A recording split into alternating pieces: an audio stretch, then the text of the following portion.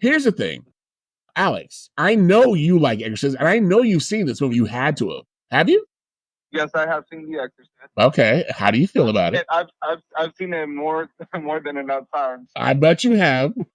I like it. It's actually an interesting movie. It just starts off really slow. Things don't really pick up until like later on in the middle. Yeah, they're But it is going. definitely Mhm, a masterpiece itself because it goes mhm. more into not so much of slasher. It's more dealing with demonic possession, Suspense. Yeah. which is real. Yeah. Well, yeah. Um, That's what the you know, demons say. throwing up the green pea soup, that was definitely a fun effect. Where she's like, "Fuck me, father, fuck me," and she starts stabbing herself in the vaginal region. Oh my goodness, that part Yeah. with the crucifix. Yeah, Yeah. see that I think that was a little bit extreme. I don't think that they did it to really. I think that Well, it it is is what it what is. it is. Yeah, it is They what it made it. is. They made it a creepy moment. Mm-hmm. But let us not forget the infamous spider walk down the stairs. Oh, backwards. I mean, That was a yeah, deleted scene. Yeah. that was a deleted scene. Yeah. So, I mean, I forget the guy who made the book, but just so everybody knows, like 3 or 4 people who made that film died under really weird supernatural whatevers. But it was a lot going on. But the pros in this groundbreaking movie was its effects, intense atmosphere, and suspense, and it was a thriller too, along with being a horror. And then the cons on this one: the pacing feels slow to some, like Alex, but its legacy is undisputed. I mean, always going to be top 5 for the rest of eternity, I would imagine. Now, guys, are there any Stephen King fanatics on the phone?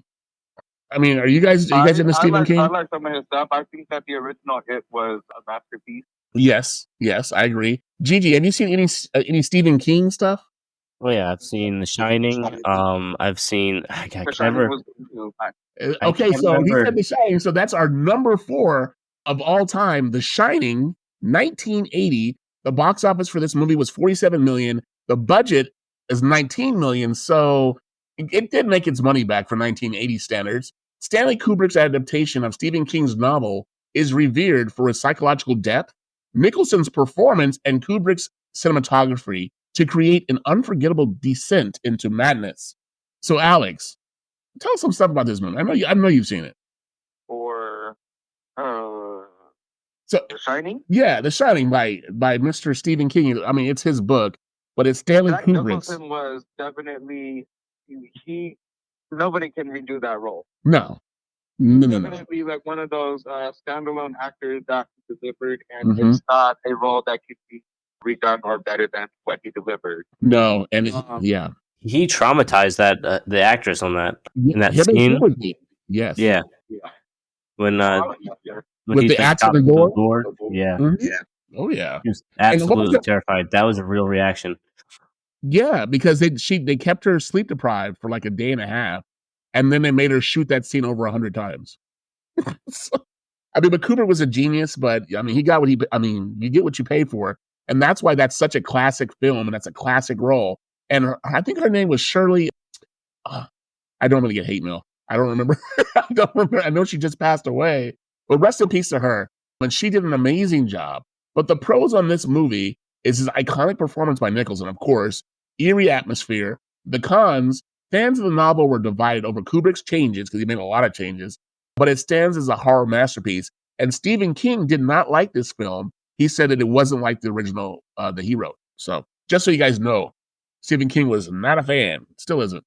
And so many years later. So, oh guys, you're gonna love this one. So number 3, and I've been in interracial relationships a lot in my life, but number 3 is Get Out, 2017, box office 255 million on a budget of 4.5 million. Anybody seen Get Out, the movie? Any takers? I actually Okay, haven't. so what it is, it's an interracial couple, and she is the white lady. She's taking her black boyfriend to meet their family in like Kennebunkport, Maine, or something crazy like that. Anyway, so her family are a family of white people who hypnotize black people and turn them back into slaves. Pretty much, this is what I'm gathering from it. And it's Jordan Peele's debut. And if you don't know who Keenan and Jordan Peele Oh are, yeah. I okay, do remember this movie. I haven't seen it, but I wanted to. You have to see if you're in an interracial. Well, it would be. Well, I guess it does. I mean, does it have to be with interracial dating, Alex? Have you seen it? I have not actually watched it all the way through, but I know what the movie is. Yeah. So this is like I said, it's Jordan Peele's debut as a horror director because he's a horror director. It has a lot of social humor, a lot of social horror to the mainstream audiences addressing racial tensions in America. The film's cultural commentary. Go ahead. Usually what he writes about. Yeah, I mean because somebody's got to talk about it. I mean we live in it, and it's a psychological horror earned an Academy Award for Best Original Screenplay. So Alex, tell me, I know you didn't finish the film, but why didn't you finish it? Let's start with that. I think I got busy. Yeah, okay. It wasn't because it was bad, right? Or was you didn't like it? No, because I never heard bad reviews about it. So it's not that I didn't like it. I just have to sit down and actually like watch it all the way through. Yeah, but it's an Oscar. I mean, it was awesome. It seemed pretty intense. Yeah, I mean, it got an Oscar. I mean, it won the best original screenplay, which is not too shabby. And I know that now that Gigi knows about it, he's going to be dying to watch this film over Halloween. It wasn't scary. It was just psychological drama, pretty much. Well, I love psychological horror. That's my favorite. Oh, was it really? Okay. Oh, yeah. What's your favorite psychological drama or horror? I would have to say A Haunting on Hill House. Oh, that is good. God damn it! I have to watch all these movies by myself. Well, that was like a whole series. That was like a. It's really good. I would highly recommend that one. And then they have a season 3 out. Follow the House of Usher. That's another great one. It's all based on Edgar Allan Poe. You told me about it, and it was really good, guy. I'm telling you, dude, that shit was good. I was like, wow, G's got some chops on this shit. And I watched it. It was really good. I watched it all the way straight one day. So, and if you guys haven't seen the House of Usher, you gotta check it out. It's really good. So I keep hearing about that one too. You need to watch it. It's not that it's crazy, but it makes your mind like think, like, damn. Each episode is based off of work on Edgar Allan Poe. Mm-hmm. Yeah, and like it kind of like ties into like the story and has like themes throughout it. It's really good. I liked it a lot. A lot of depth. You may have to watch that again actually, because you never. It's like if you ever heard this thing. It's an old Southern saying, Black South, is if you go to the crossroads to make a deal with the devil. You ever heard of that? Yeah. No. Okay, so that's for me. That's what I took from it. They made a deal with, I won't say the devil because that's so. That is exactly what happened. But that's what happened. It wasn't a crossroads, but yeah, it was good though. Yeah, wasn't that like a diner? No. It was at like a work party. Yes, at a party. There was a bar. Yeah, it was good though. But we're not going to give any of it away. You got to see it. So now, guys, for that particular situation, we're at number 2. Oh gosh, this went by quick. The Thing, one of the greatest horror movies of all time. My granddad's and my favorite. Every time it came on HBO. Another John Carpenter film. God bless John Carpenter and rest in peace. Is John Carpenter dead?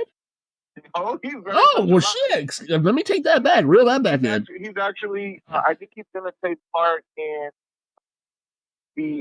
working with the production companies that's supposed to be making the Halloween TV series. Oh, some of these slasher films are. Well, Freddy, they have ones for Freddy now too. Freddy has a slasher film thing. I think it's on not Netflix, but Hulu. The Making of Freddy or something. Elm Street, it's called. The Legend. Oh, okay. Yeah. See, but this is going to be like a series though. Like, you know what I mean? Like, give you backstories of that. Like Chucky had, his TV series. Yeah, they canceled it. And it started with Scream though. Yeah, after 3 seasons.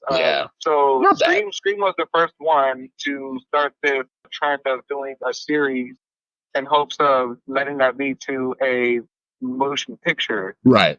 And that's basically what they want to do with the Halloween franchise too, to do it as a TV series, and after 1 season, then do a film, and then release a 2nd season, and so forth. Right. That's the direction that a lot of these horror, slashers or franchises are going with. Yeah, and they're starting to do prequels too. Very much involved in that too, and I think that he's still going to be involved with doing like the music, which he should, because he made it what it is. Yeah, no, I get you. I get you.